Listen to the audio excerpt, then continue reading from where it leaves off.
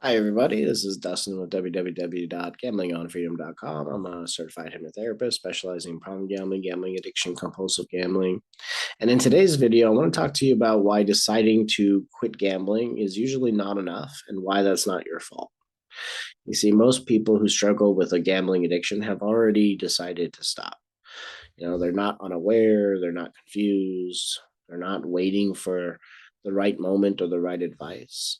They've already crossed that line internally, right? They've decided, sometimes once, sometimes dozens of times. Sometimes they've decided that they're done. This is the last time. I can't keep doing this, right? And they didn't say these things casually. They meant them, right? So if you're listening to this and thinking, yeah, I've said all of that, you're not alone, right? And if you've ever wondered why those decisions didn't stick, then I want to tell you that's not about a weakness or a discipline or a character problem. It's about something that no one really ever explains in this space, and that is how decisions actually work inside your body.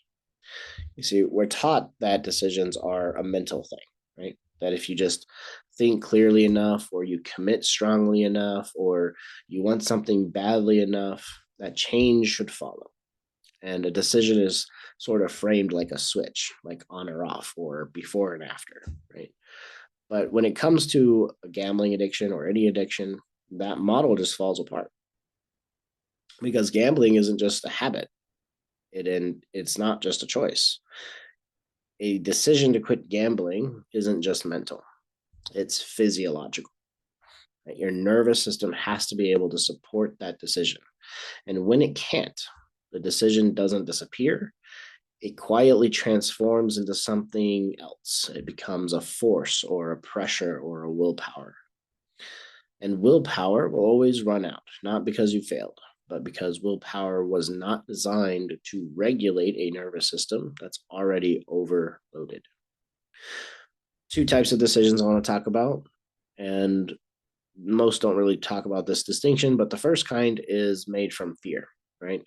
These are the decisions that people make at breaking points. And after a big loss, after a scare, after they feel a lot of that shame finally catching up to them, they sound something like, I can't lose everything again, or I hate what this is doing to me, or I have to stop this right now.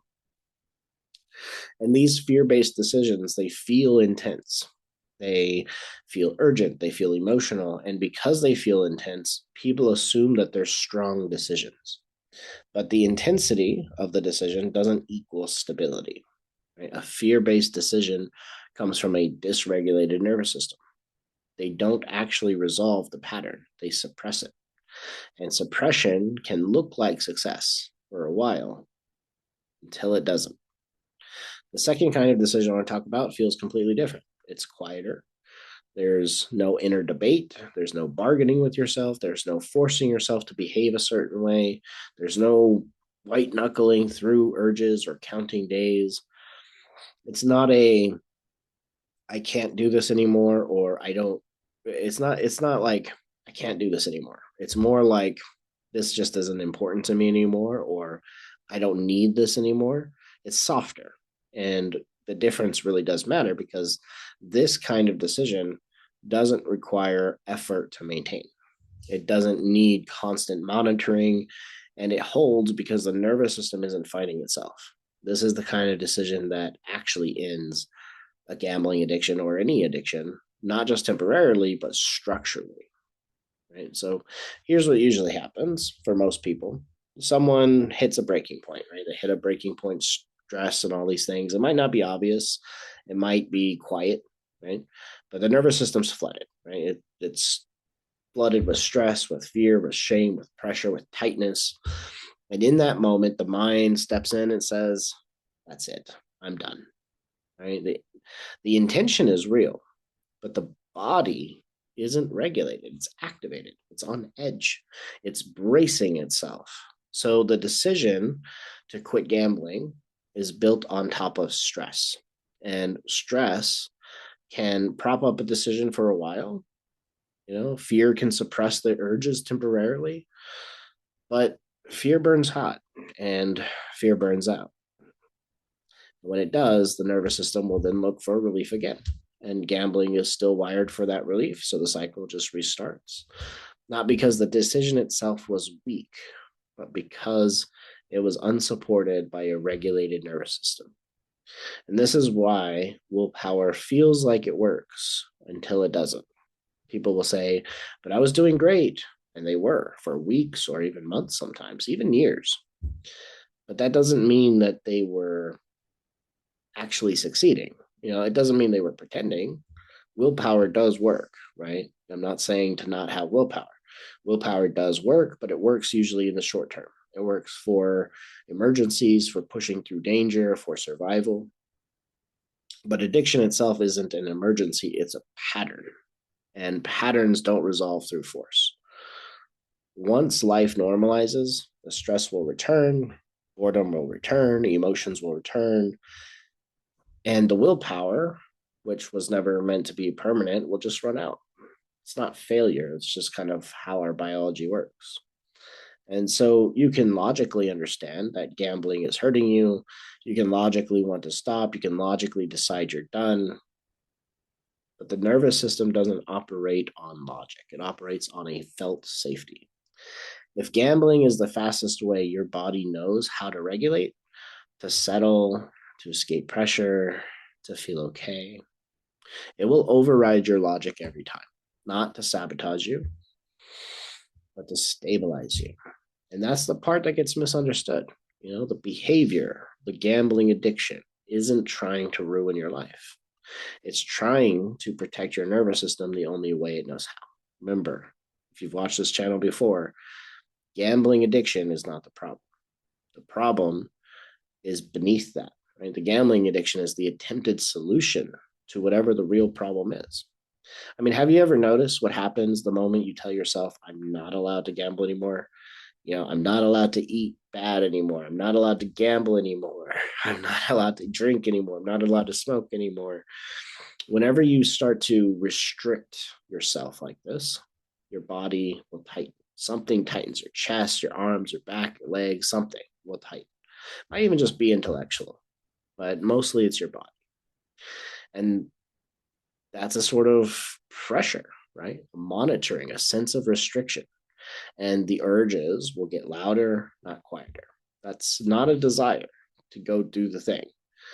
That's resistance for quitting, right?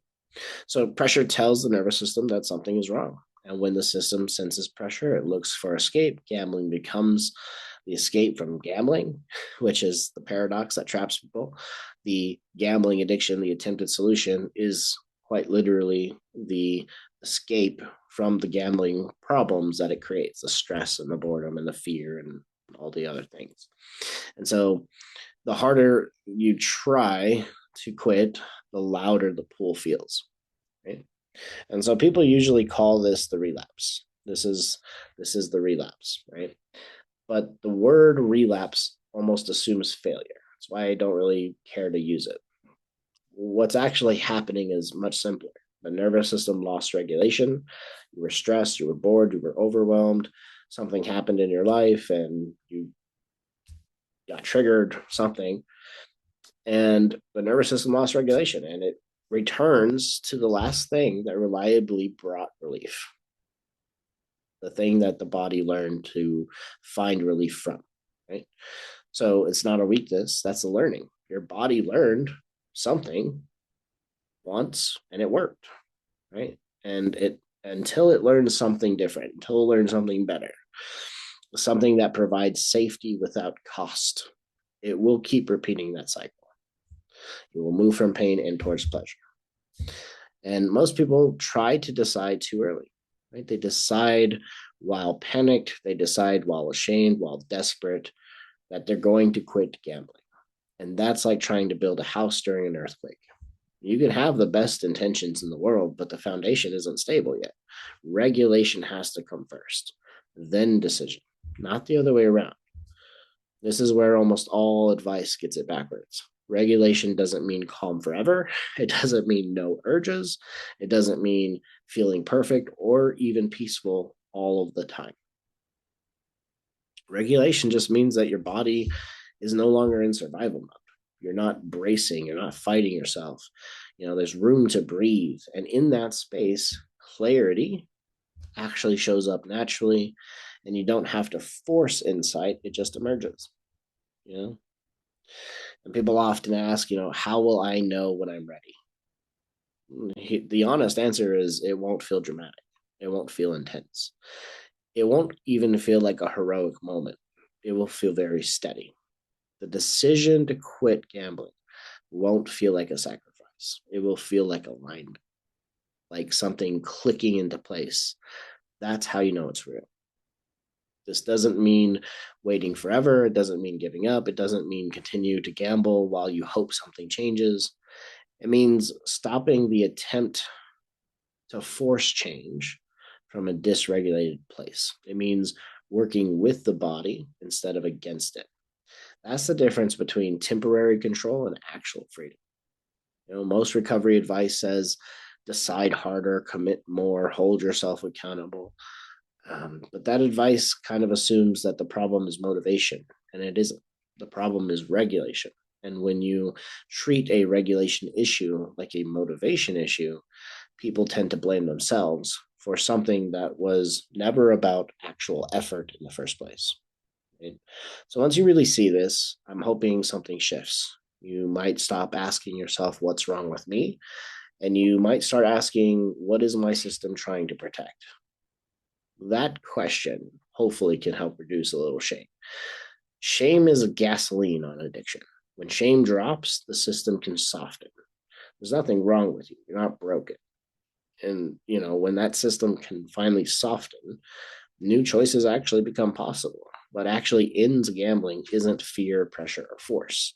It's understanding, regulation, and then a decision that doesn't require effort to maintain. That's the order. Understanding, regulation, decision. Miss that order, and the cycle repeats.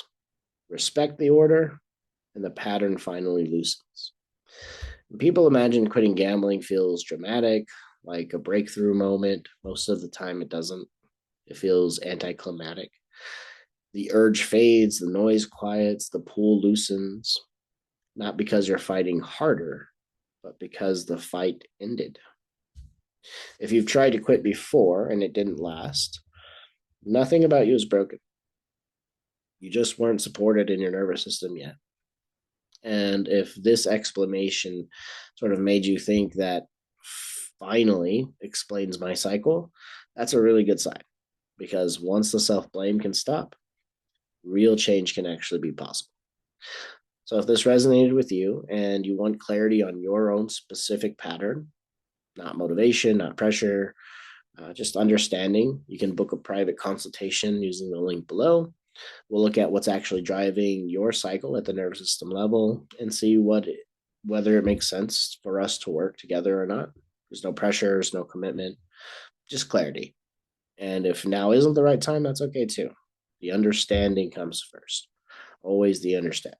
So I try to put these videos out to help you understand what's actually going on at the nervous system level, not just a mental level. And if this was helpful for you guys, please subscribe if you're not already.